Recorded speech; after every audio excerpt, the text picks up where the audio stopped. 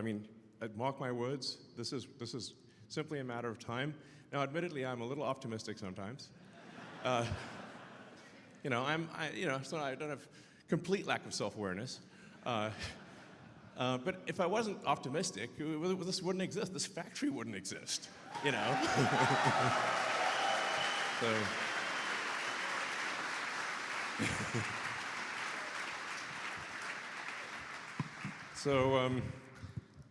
That's what my brother, who's awesome, he's here, just got reelected. No, sorry, this thing's...